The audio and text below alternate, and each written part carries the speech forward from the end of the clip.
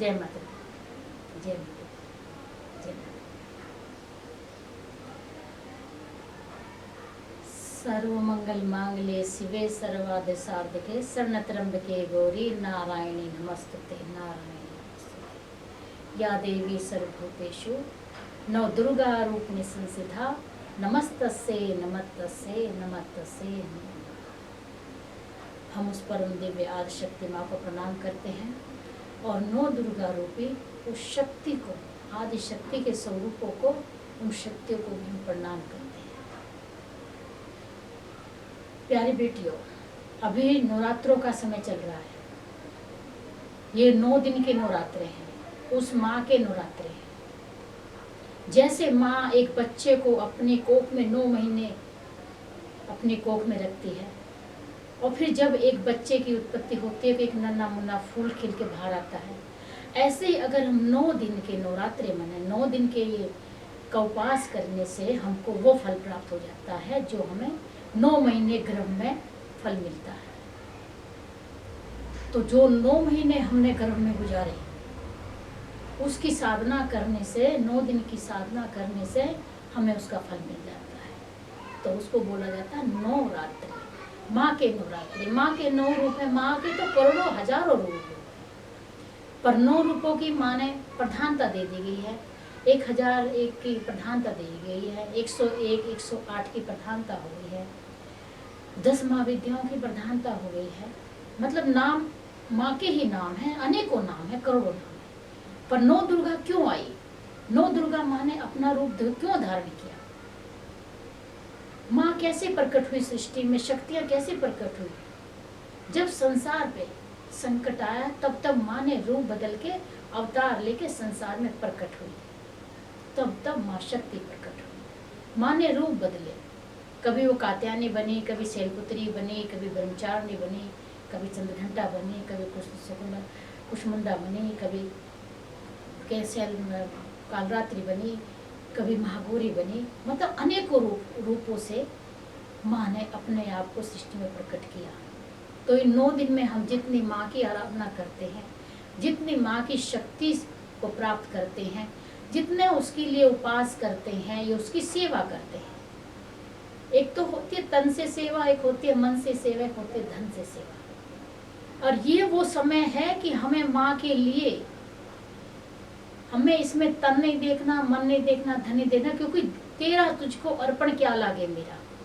ये जो हमें सब कुछ मिला है, शरीर मिला है, रंग रूप मिला है, धन दौलत मान सम्मान मिला है, अंदर से मन मिला है, ये हाथ पैर शरीर मिला है, ये सेवा करने के लिए मिला है। तो 9 दिन हमें इस शरीर से माँ की सेवा करनी चाहिए। चाहे हम किसी भी रूप में माँ की सेवा करें। आप शैलपुत्री के रूप में सेवा कीजिए, आप ब्रह्मचारिणी के रूप में सेवा कीजिए, आप कुष्मुंडा के रूप में कीजिए, आप कात्यायनी के रूप में कीजिए। आप मतलब अनेकों रूपों में माँ की हम साधना कर सकते हैं। तो 9 दिन में हम जितनी माँ की साधना करेंगे उतना ही माँ हमें फल देगी। पर मैं अगर अपना अनुभव बताऊं तो मैंने कोई गिन के या मैंने कोई एक नाम नहीं चुना।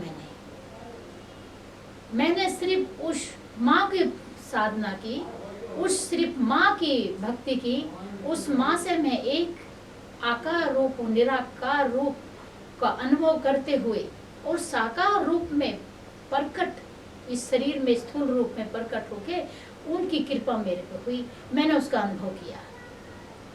तो मैंने मेरे मार्ग में जो शक्तियाँ आई, जब मुझ पे जो माँ ने उस कृपा की, तो अनगिनत रूपों में की, अनगिनत रूपों में की। ये जन्मों जन्मों की भक्ति का फल मिलता है। और इस समय पे हम जब माँ के नवदुर्गा के उपवास करते हैं, यज्ञ हवन करते हैं, अनुष्ठान करते हैं, अगर हम 9 दिन उस माँ की पूजा करने से हमारे हर कार्य सफल हो जाते हैं।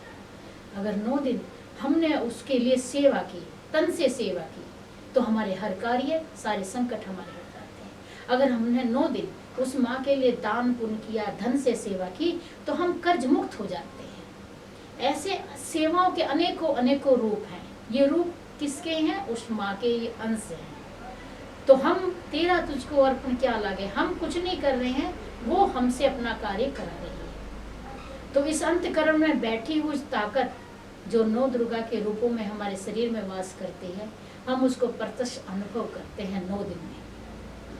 नवरात्रे मतलब 9 दिन है, हमें सुबह और शाम, हमें भोर में भी और संध्या में भी जागना पड़ता है, मतलब दिन रात हमें जागना पड़ता है। और एक अखंड माँ की जोत जगानी पड़ती है। जिस घर में जोत जलती है उस घर में प्रकाश ही प्रकाश फैल जाता है, प्रकट हो जाता है।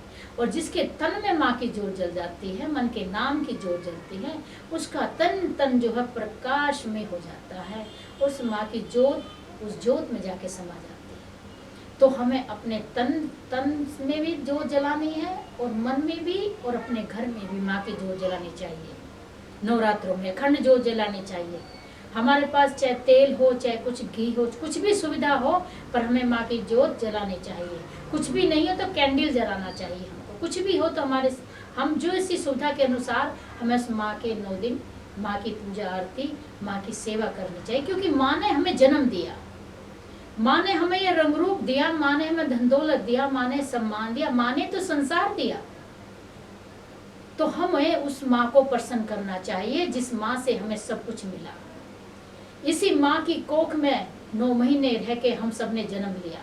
सारे साधु गुरु संत जन सब इसी से, सारे जीव जंतु मानव जो है सब उस कोख से जन्म लेते हैं, उस प्रकृति से जन्म लेते हैं। तो हमें उस माँ की पूजा करनी चाहिए। उस समय माँ को आसन पे बिठा कर उस माँ को निहारना चाहिए। माँ तेरी इच्छा, माँ तेरी कृपा, माँ धन्यवाद जो तूने आज मुझे इस सृष्टि में भेजा और मुझे सेवा करने का मौका दिया। मैं उसको बारंबार प्रणाम करती हूँ। हम एक नारी शक्तियाँ हैं, हमारे अंदर भी नारी शक्तियाँ जागृत हो जाती हैं। अगर हम अपनी कुंडलियों को जागृत कर ले और 7 चक्रों को जागृत कर ले, बोलते 7 चक्र हैं हमारे ना, तो हम अगर 10वें चक्रों को खोल लेंगे तो हमारा जो सहस्त्रधार चक्र है वो ओपन होके वो अपना कार्य करना, शक्ति का आदान और प्रदान होना शुरू हो जाता है। इसलिए हमें अपने चक्रों को खोलना चाहिए, अपनी कुंडली को जागृत करना चाहिए। हमें यज्ञ हवन तप ध्यान पूजा आरती सेवा करना चाहिए। नवरात्रों में इतना पवित्र बंधन है कि माँ साक्षात सृष्टि पे आती है, माँ साक्षात घर घर में वास करती है। क्योंकि ये सारा ब्रह्मांड माँ का ही तो है, ये सारा ब्रह्मांड इस शक्ति से तो चल रहा है, माँ की शक्ति से तो चल रहा है। ये सब कुछ माँ का ही है। तो हमें उस माँ के लिए 1 पल नहीं 2 पल नहीं 1000 पल बार मतलब पूरा जीवन उसको समर्पण कर देना चाहिए। वो भी इस मनुष्य जीवन लेके वो भी हम सोचेंगे कि हमने कुछ नहीं किया, नहीं, हमने ऐसा अपने आप को समर्पण भाव रखना चाहिए, निस्वार्थ, कोई क्रोध नहीं, कोई अहंकार नहीं, कोई लोभ नहीं, कोई लालच नहीं, कोई स्वार्थ नहीं। ऐसे हमें माँ की जोत जलानी चाहिए, ऐसे माँ की साधना करनी चाहिए और ऐसे ही होकर माँ की सेवा करनी चाहिए और भक्ति करनी चाहिए, तभी वो फलती है। अगर हमारे अंदर, क्योंकि वो हर पल हर क्षण देखती रहती है, अगर हमारे अंदर किसी के अंदर कभी भी क्रोध आ जाएगा तो आपकी भक्ति निष्फल हो गई, आपके अंदर अहंकार आ गया तो भक्ति निष्फल हो गई। तो इसलिए हमें काम क्रोध लोभ लालच अहंकार करना नहीं चाहिए, क्योंकि माँ हर पल हर क्षण परीक्षा लेती रहती है और वो नवरात्रों में 24 घंटे हर पल हमारे साथ रहती है। तो उस माँ की कृपा, उस माँ का आशीर्वाद, और मुझे बड़ी खुशी हुई कि मेरी बेटियाँ जिनको मैंने इस मार्ग पे, भक्ति के मार्ग पे चलाया है और एक नाम की पूंजी दी है, एक उस सत्य से जोड़ा है, एक शक्ति से जोड़ा है, मुझे उससे बड़ी खुशी है। जैसे कादम्बरी है, कात्यायनी है, सिद्धेश्वरी है, शैलेश्वरी है, और वो बहुत बेटियां हैं मेरी, जो मैं नाम मेरे को अभी ध्यान में जब बैठूंगी तो याद आएंगे, पर मैं बोलती एक अनेकों बेटियां हैं मेरी जो आज माँ की साधना कर रही है। माँ से ही हमें सब कुछ मिलेगा, क्योंकि मुझे तो माँ से ही मिला है। उस माँ ने मुझे माँ बना दिया, उस माँ ने मुझे तुमसे मिला दिया, तो तुम भी मेरा सब अंश हो, तुम भी मेरे शरीर का अंग हो मेरे प्यारे बेटियों। तुम भी उस माँ की संतान हो, शक्ति की संतान हो। अपने अंदर शक्ति जागृत करो, अपने अंदर आत्मता जगाओ, अपने अंदर आत्मविश्वास बढ़ाओ। हम नारी हैं, कमजोर नहीं है, हम उस माँ का शक्ति का स्वरूप है। बस चल करना कैसे है, करना कब है, वो हमें सोचना चाहिए। तो उस माँ की भक्ति पूजा की। 9 दिन की सबको शुभकामनाएं, सबको बहुत बहुत आशीर्वाद और सबको बधाइयाँ। जिन बेटियों ने इतना बड़ा उस माँ से प्यार किया, मतलब अंतरकरण से प्यार किया, अंतर्भाव से प्यार किया, उस माँ से प्यार किया, तो मैं उन सब बच्चों को आशीर्वाद देती हूँ। जिन बेटियों ने नवरात्रों में माँ की आराधना की, माँ की सेवा की, चाहे तन से की, चाहे मन से की, चाहे धन से की और निस्वार्थ की, मैं उन सब बेटियों को बहुत बहुत आशीर्वाद देती हूँ और बहुत बहुत शुभकामनाएं देती हूँ। इस गुरु माँ का तुम्हें बहुत बहुत आशीर्वाद। यही पथ है, माँ ही सत्य है, माँ ही शिव है और माँ ही शक्ति है और माँ ही सत्य है। अगर हम सत्य से जुड़ जाएंगे तो हमें सत्य ही मिलेगा। हम सत्य, अगर हमें सतयुग लेके आना सृष्टि पे, तो सबसे पहला पड़ाव हमें सत्य पे चलना चाहिए और शक्ति ही सत्य है। जिस ब्रह्मांड आदि अनादि अनंत वही है, जो कभी नहीं, वो अजनबी अंजनम नहीं हो, जब उसका जन्म मरण नहीं होता है, वो तो अपने आप में ही अपने सृष्टि को अपने रूपों में प्रकट करती है और इस ब्रह्मांड को चक्र रूप में चलाती रहती है। तो प्यारी बेटियों, उस माँ का ज्ञान, उस माँ का आशीर्वाद तुम्हें मिला, तुमने माँ की साधना की, फिर दोबारा से मैं बधाइयाँ और आशीर्वाद दूंगी। नवरात्रि की बहुत बहुत शुभकामनाएं, बहुत बहुत आशीर्वाद।